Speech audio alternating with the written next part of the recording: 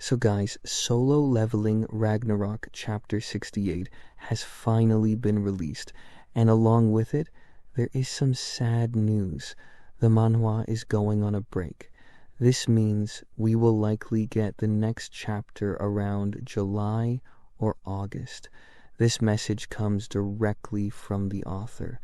I strongly recommend that you read the author's note carefully because a lot of important information has been shared there. Now, without wasting any time, let's break down the chapter. The chapter begins with Suho shouting, telling them to return the child. At the same time, the child who is opening the gate says, "How did Grena lose so quickly? Circa is crying." But suddenly Arsha's insect bites her, causing her to lose consciousness. Suho immediately asks Arsha what she has done to Circa. Arsha calmly replies, "Don't worry, I only put the Frost Monarch's descendant to sleep for a while." As soon as Suho hears this, he is completely shocked. He had no idea that Circa was coming. A descendant of the Frost Monarch. Suho then asks Arsha whether they are the ones who survived the Monarch War. Arsha replies that not only did they survive, but because of that war, they were born. She also reveals that all three of them are descendants of monarchs.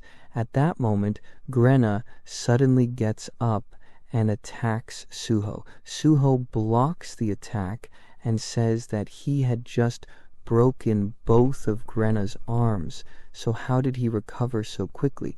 Almost immediately, Arsha also launches an attack and says that she is joining the fight as well because Pika will need some time to fully open the gate. Then we see a quest window open in front of Suho.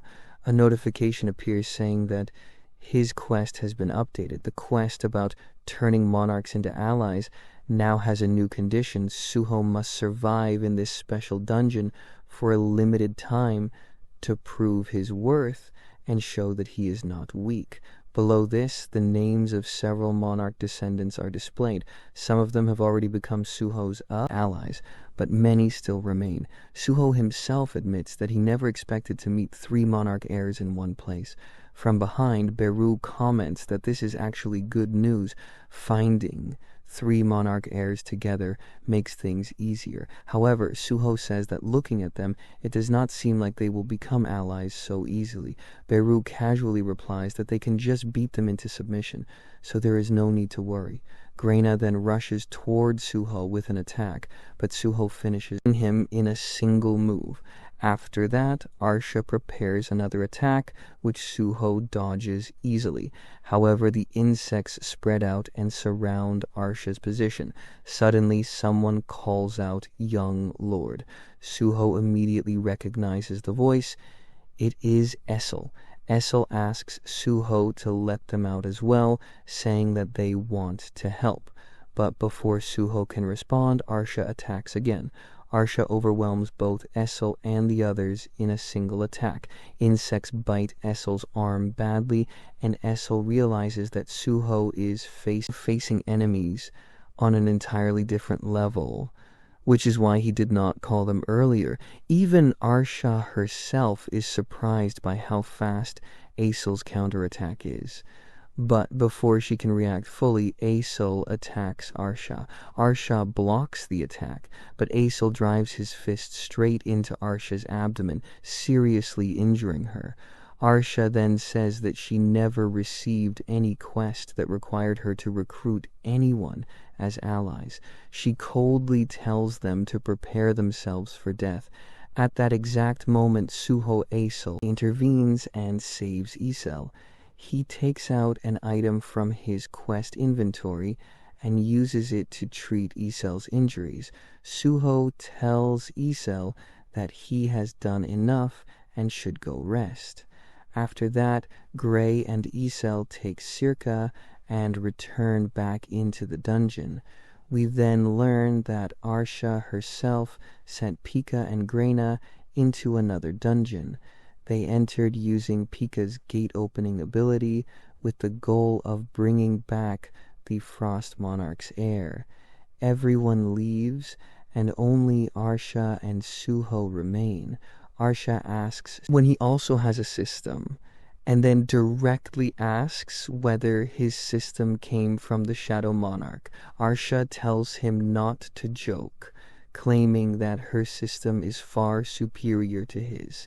Hearing this, Suho feels relieved. For a moment, he thought his father might have given systems to others as well. Arsha then questions why Suho is so calm, because her people have already entered his unique domain. Suho replies that it does not matter to him. Arsha asks whether he is abandoning his allies. Suho answers that he is not abandoning them. He simply does not need to worry about them. Immediately after this, they both launch attacks at each other. Suho tells Arsha to worry about herself first. The scene then shifts to Suho's unique dungeon. Circa, who was unconscious, wakes up and realizes that the people around her are the same ones who had kidnapped her earlier. Gray is trying to protect her.